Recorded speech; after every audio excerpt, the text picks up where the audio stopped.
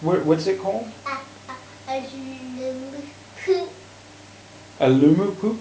Yeah, and a tasty almond and seeds like from the ocean and tastes fresh sometimes. And kills fish sometimes? Well, where is this amazing invention?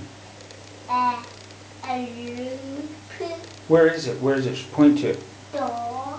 Oh, that's the luma poop. So how does it work? Where's the on and off switch? I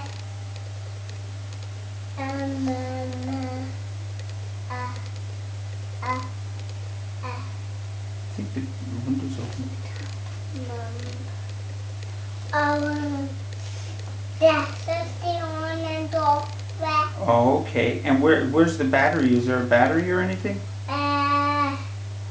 Yeah. I still